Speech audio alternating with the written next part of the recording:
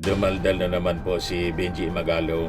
Ito yung mga kaori ni Kiko Barsaga saka ni Leandro Leviste. Ito kumbaga yung ICI Special Advisor at Baguio City Mayor Benjamin Magalong na mas mabuti pang wakasan na ang komisyon kasunod ng pagbibitiw ni na Rosana Fajardo at Trujillo Singson. In-expose ng ating Pangulong Bongbong Marcos.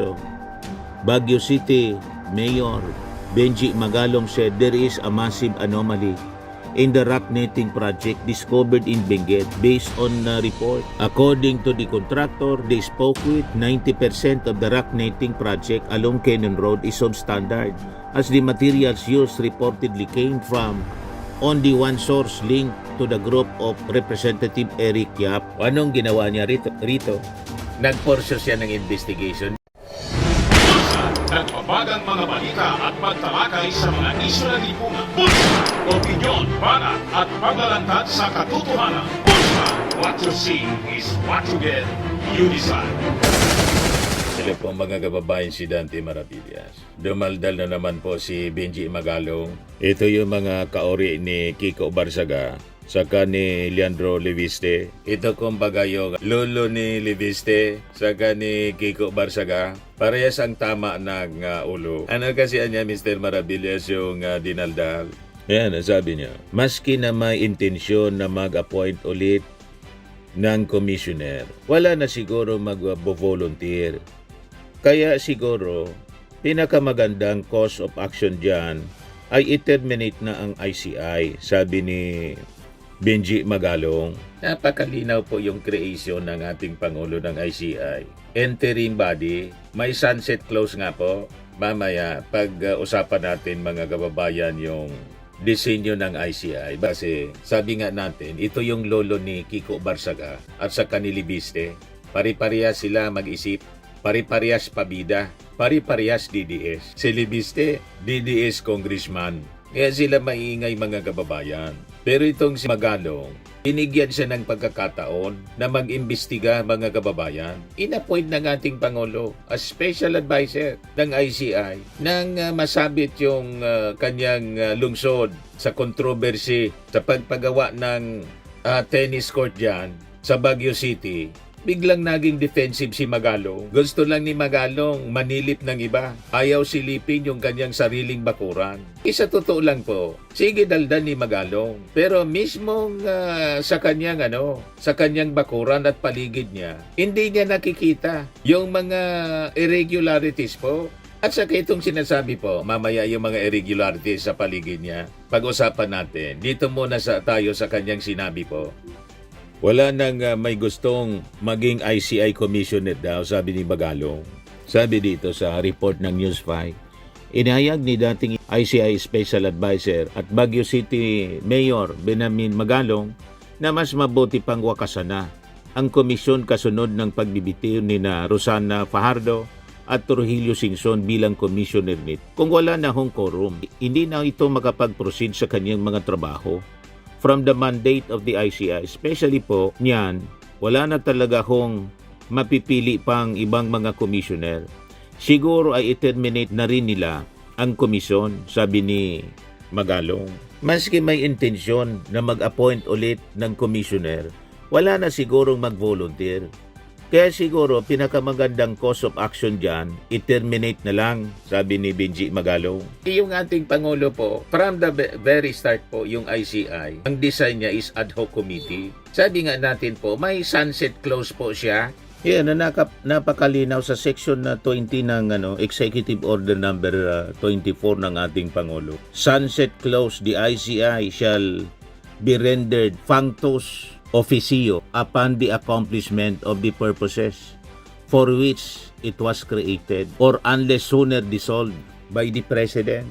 So anong problema ninyo? From the very beginning, yung disenyo ng ICI ad hoc body lang po siya.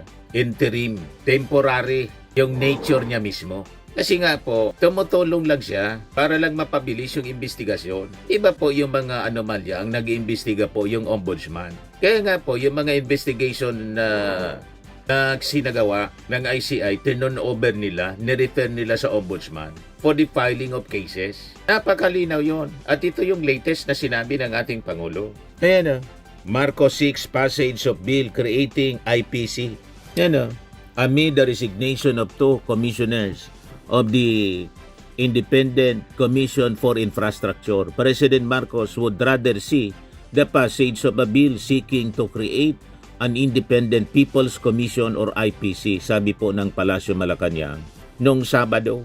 So anong problema ni Magalong? Basta lang si Magalong makadaldal, pati yung mga critics. So anong problema ninyo? And in fact, sa statement na pinalabas mga kababayan ni Fajardo, napakalinaw. Nag-resign na siya kasi kumpleto na. Na-accomplish na niya yung kanyang trabaho.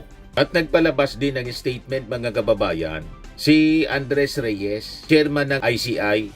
Ayan yung statement ni Fajardo mga kababayan. Throughout my tenure, I have developed comprehensive approaches for evidence gathering, prepared detailed work plans, and supervised volunteer efforts in investigation. My contributions have led to the recommendations aimed at improving government procurement and budgeting processes related to infrastructure project. I have completed the work I set out to accomplish when I was appointed, ensuring that the foundational goals of the Commission have been met.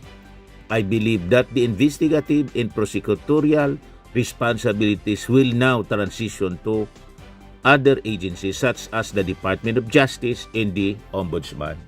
Binibigyan lang ninyo ng negatibong kahulugan kasi nga mga DDS personalities kayo.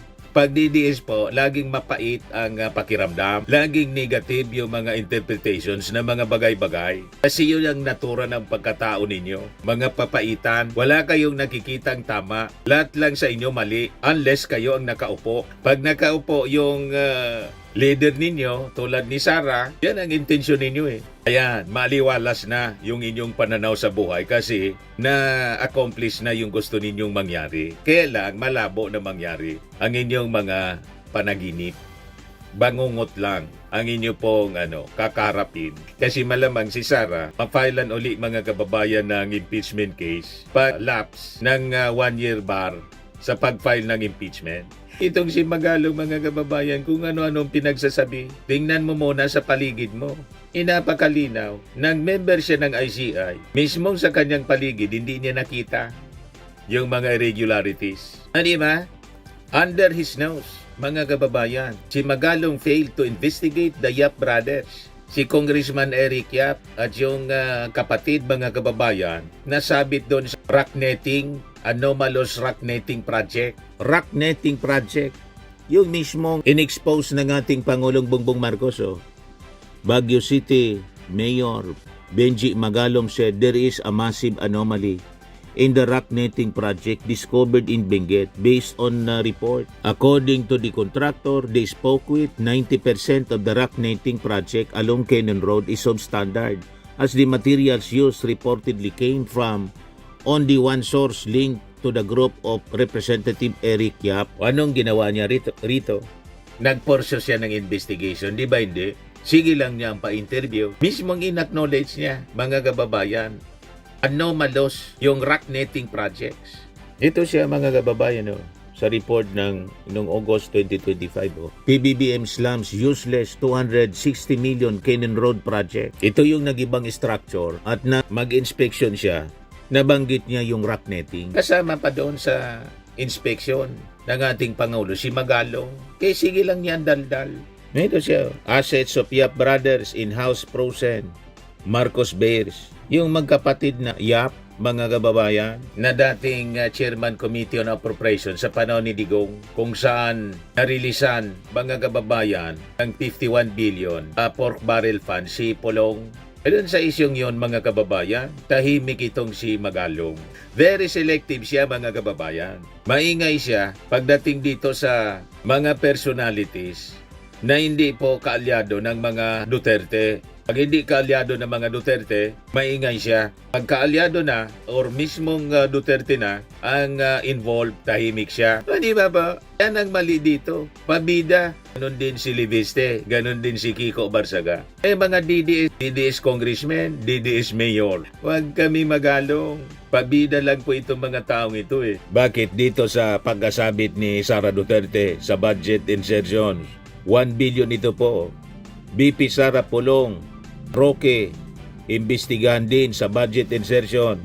Ito yung sabi ni ACT Party List Representative Antonio Tino. 1 billion yung budget insertions 2020. Napunta kay Sara Duterte. Narinig na ninyong dumaldal si Magalong, di ba hindi? Si Kiko Barsaga at saka si Libiste, narinig ninyo, di ba hindi? Pagkasangkot yung mga Duterte at mga kalyado, tahimik sila. Yan ang tanong natin. O, nasaan si Magalong? Bakit hindi dumaldal dito sa mga isyong ito? Sabi si Eric Yap, yung kinasangkutan ng magkapatid na Yap. At ngayon po, si Sara Duterte, lumitaw yung pangalan sa insertion, 1 billion. Si Pulong, pati si Harry Roque. Narinig ninyo na bumuka yung bibig ni Magalong. Di ba tahimik? 2020 ito.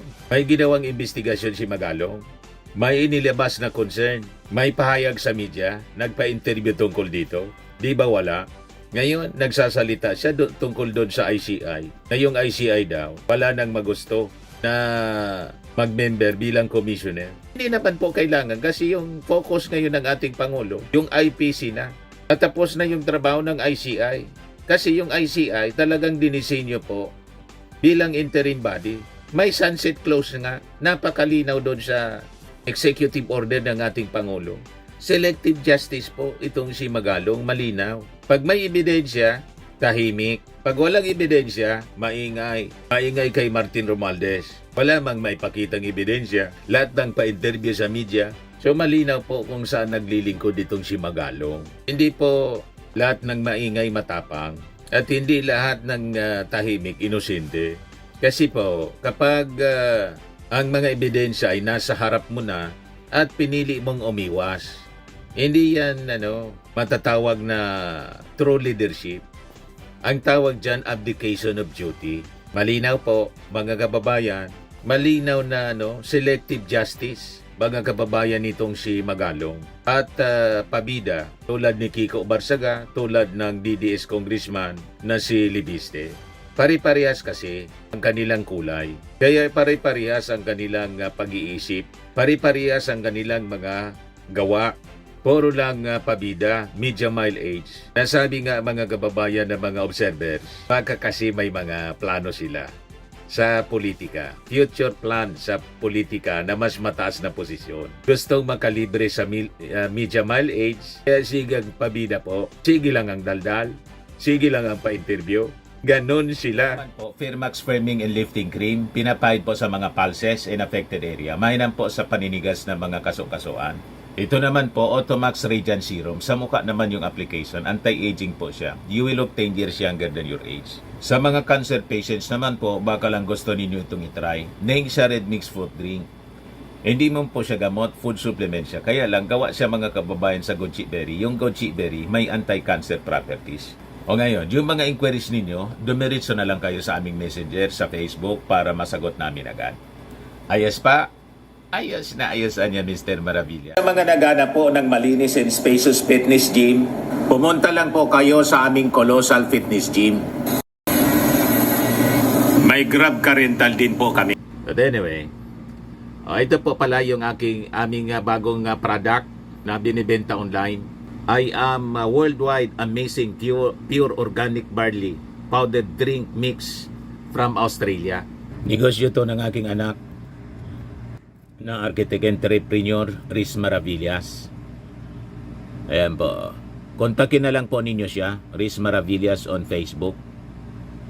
Ang mga health benefits niya, boost immunity, improves digestion, enhance energy levels, packed with antioxidants, prevent cancer. Ito naman po yung bago naming product na binibenta online. Eye Glow Serum, whitening po siya. Tingnan ninyo yung epekto sa aking anak na architect before and now. Yung mga inquiries po ninyo, dumiretso na lang kayo sa kanyang Facebook account, Riz Maravillas.